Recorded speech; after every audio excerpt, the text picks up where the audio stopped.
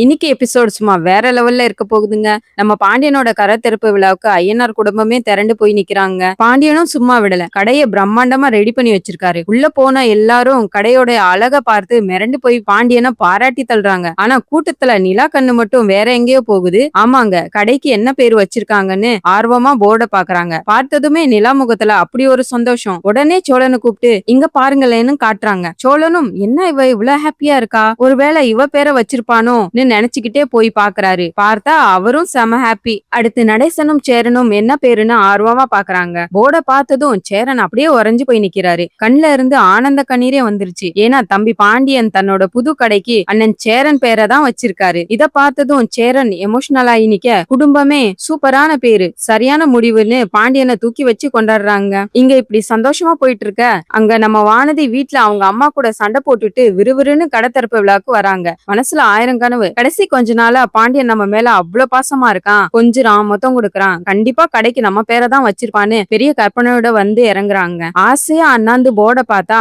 அங்க பெரிய பல்பு காத்துட்டு இருந்துச்சுங்க. தன்னோட பேரு இல்லாததை பார்த்ததும் வானதிக்கு ஏமாற்றமும் கோவமும் ஒன்னா சேர்ந்து வருது. சரி, உள்ள போய் பாண்டியனை 4 கேள்வி கேட்கலாம்னு போனா அங்க இன்னொரு கூத்து நடக்குதுங்க. நம்ம சந்தா சேரனை இம்ப்ரெஸ் பண்ணணும்னு அழகா சேலை கட்டிட்டு வந்திருக்காங்க. அவங்கள பார்த்ததும் சேரன் அவ்வளவுதான் நான் காலிங்கிற ரேஞ்சுக்கு கண்ணை இமைக்காம பார்த்துட்டு இருக்காரு. மொத்த குடும்பத்தோட கவனமும் சேரன் சந்தா மேல திரும்ப வானதி நின்ன இடத்துலயே தனியா அனாதையா நிக்கிறாங்க. ஏற்கனவே கடுப்புல இருக்கிற வானதி கிட்ட போய் நம்ம சோழன் சும்மா இருப்பாரா? என்ன வானதி, கடை பேரு செமையா இருக்குல்ல, பாண்டியன் கரெக்டா செலக்ட் பண்ணிருக்கான், ஆனா ஓ முகத்தை பார்த்தா கடைக்கு ஓம் பேரு இருக்கும்னு எதிர்பார்த்த மாதிரி இருக்கேன்னு எரியற நெருப்புல எண்ணெய ஊத்துறாரு. இத கேட்டதும் வானதிக்கு கோவம் தலைக்கு ஏறிடுச்சு. பாண்டியன் கிட்ட ஒரு வார்த்தை கூட பேசாம முறைச்சுக்கிட்டு வீட்டுக்கு கிளம்பிடுறாங்க. வீட்டுக்கு போனா அங்க அதை விட பெரிய சோதனைங்க. வானதி முகத்துல ஈ ஆடாததை பார்த்து அவங்க அம்மா, என்னடி சிங்காரிச்சுட்டு போன, இப்ப என்னடானா முகத்தை இப்படி தூக்கிட்டு வந்திருக்க, ஏன் கழுத்தை பிடிச்சி வெளியே தள்ளிட்டாங்களான்னு கிண்டலா சிரிச்சுக்கிட்டே கேக்குறாங்க. நான் அப்பவே சொன்னேன் அந்த குடும்பம் உன்னை மதிக்காதுன்னு, என் பேச்ச கேட்டாதானேன்னு வானதி அம்மா பேச வானதிக்கு கோவம் உச்சத்துக்கே போயிருச்சுங்க. ஏற்கனவே காரணம் இல்லாமலேயே பாண்டியன் கூட சண்டை போடுவாங்க வானதி.